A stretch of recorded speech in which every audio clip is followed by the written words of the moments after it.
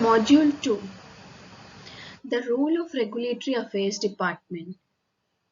In this module, we will see how the regulatory affairs professionals work in coordination with other departments. We know that drug regulatory affairs is a function which regulates the pharmaceutical science in order to facilitate trade or business in and outside the country of origin for public interest.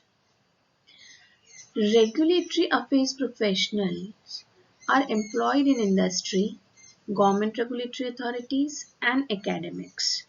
The wide range of regulatory professionals includes in these areas like pharmaceuticals, medical devices, in vitro diagnostics, biologics and biotechnology, nutritional products, cosmetics. Regulatory affairs professionals not only work in the initial application phase for a new or generic drug, but also in the licensing and marketing stages, making sure all operations and products meet required safety and efficacy standards. Professionals must combine knowledge of the business, legal, and pharmaceutical industries to determine if regulations are being followed, and in many cases form the link between the pharma companies and the regulatory authorities. Here we will see the role of Drug Regulatory Affairs Department phase wise. First is the development phase, then approval phase and post approval phase.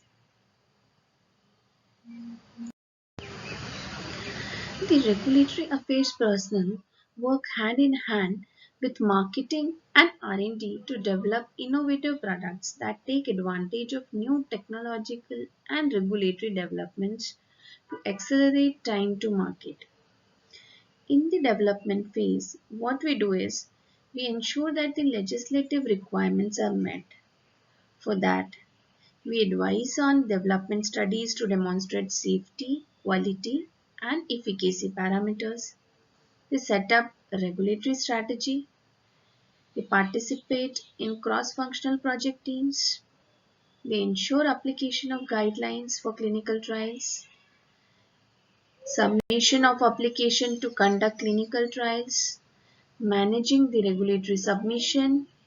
Minimize time to market. And advise on a global development plan.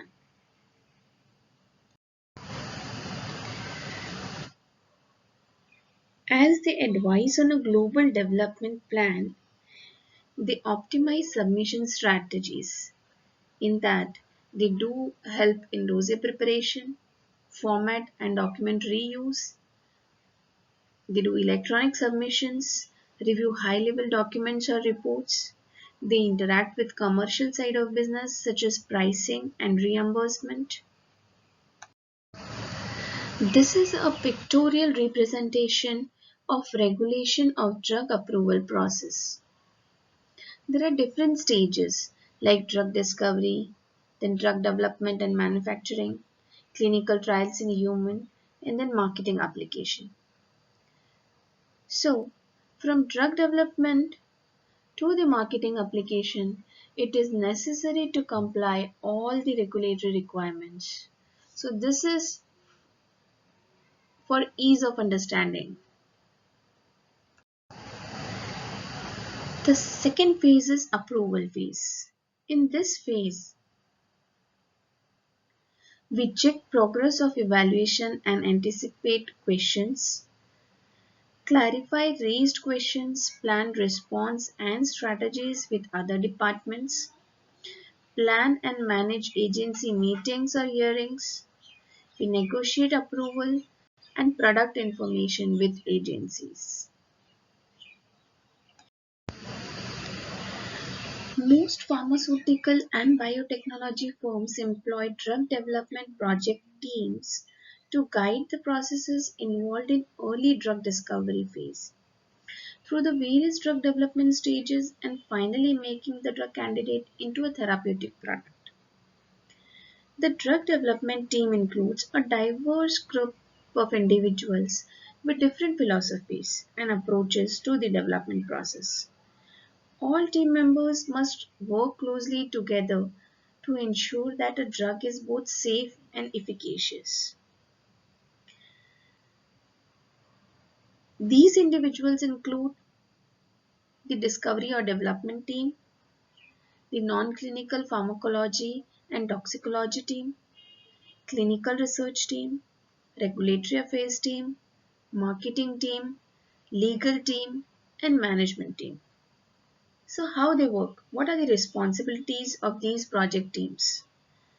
They review research results from experiments conducted by any of the various scientific disciplines, integrate new research results with previously generated data, they plan research studies to further characterize a drug candidate, prepare a detailed drug development plan including designation of key points or development milestones, generating a timeline for completion and defining the critical path. They also monitor the status of research studies to ensure that they are being conducted according to the timeline and critical path in the development plan, and if appropriate modifying the plan as new information becomes available. They do compare results and development status and timelines with drug candidates under development by competitors. They also conduct appropriate market surveys to ensure that the development of a drug candidate is economically justified and continues to meet a medical need. They also report the status of the drug development program to management and making recommendations on the continued development of the drug candidate. So now let's see how each and individual team works. Let's start with the discovery or development team. The discovery and development groups are comprised of the basic scientists and chemists who created the new molecule. This group synthesizes drug substances for drug screening, pharmacology, and toxicology studies and also prepares clinical supplies. Second is non-clinical pharmacology and toxicology team. In this group, they study the drug product in animal models for efficacy and safety in order to identify potential efficacy and safety issues in humans. It is critical for the clinical and development groups to work closely with the lexicologists in the design of animal studies to ensure the relevance to the clinical environment. Third is the clinical research team. Clinical research has the ultimate responsibility for testing drug products in humans. The monitoring of drug safety rests squarely on the shoulders of clinical research. Clinical trials must be science-based with proper statistical methodologies and have clinically relevant endpoints. Clinical research interacts directly with the FDA and is responsible for generation of study reports with input from biostatisticians and regulatory affairs. Clinical research can also generate the publications necessary for the marketing of any drug product. Coming to the regulatory affairs team, the regulatory affairs department is the interface with the FDA. It is their responsibility to ensure compliance with the rules and regulations established by the Federal Food, Drug and Cosmetic Act and its amendments. Next is how it is related with marketing team. How it works. The marketing group has the ultimate responsibility for marketing and selling the drug. As a result, they need product labeling that differentiates their drug from those already marketed. Marketing has to provide creative concepts for the prescribing physician, the patient, and the company's senior management. They also have to make sure that budget goals are met. It is not uncommon for the marketing group to have differences of opinion from both the clinical and regulatory groups within their own company as well as with the FDA. Then is legal team. In order for a drug to be financially successful, patent protection is a key element. The legal group must submit patents at the appropriate time and do all in its power to avoid lawsuits from potential competitors.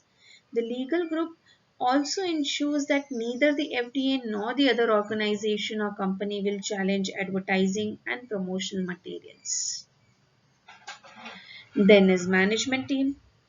Management team coordinate with all the respective teams and responsible for successful completion of project in a time bound manner.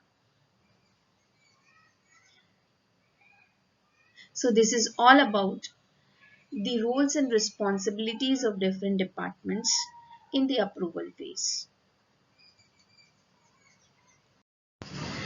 The last phase is post approval phase. The roles in the post-approval phase are compliance, submission of variations or amendments like renewals, pharmacovigilance, product information review, new indications or new formulations, regulatory input to development plans or regulatory intelligence. To summarize the role of regulatory affairs departments in all the three phases, that is development phase, approval phase and post-approval phase. The regulatory affairs professionals coordinates with different departments which are there in the pharmaceutical industries. You can have a look.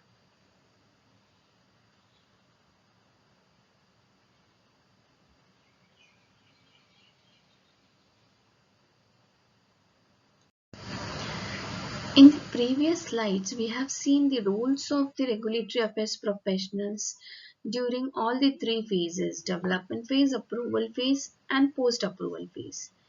Now we will see in detail about the responsibilities of the regulatory affairs professionals. What exactly we do? We ensure that the companies comply with all the regulations and laws, working with federal, state and local regulatory agencies and personnel, advising companies on the regulatory aspects. We keep in touch with international legislation, guidelines and customer practices. We keep up to the date with a company's product range. We do collect, collate and evaluate the scientific data that the research and development team has prepared or generated. We formulate regulatory strategies for all appropriate regulatory submissions such as domestic, international and in our contract projects. We also coordinate, prepare and review all appropriate documents, for example, dossier and submit them to the regulatory authorities.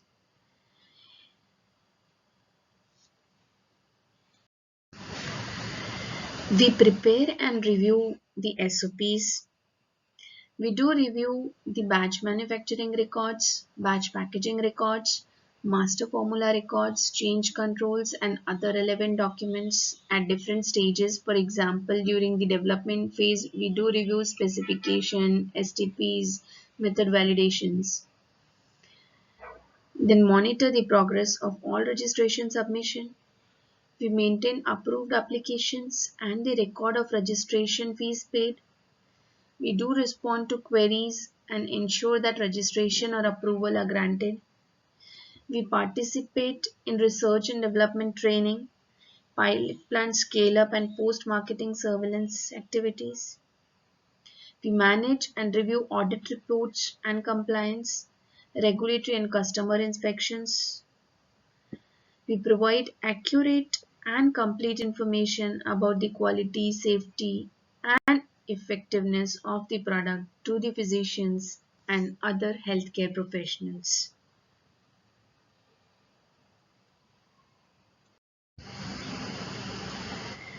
This wheel tells us about the summary of responsibilities of regulatory affairs departments. What are the focus areas?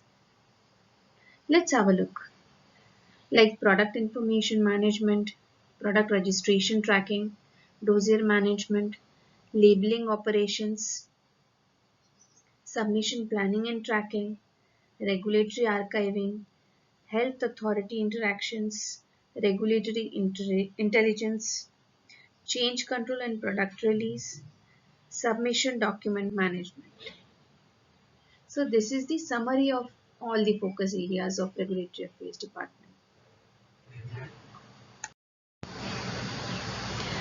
In module 2, we have seen phase-wise roles and responsibilities of regulatory affairs department. Now what's next? Best luck for module 3.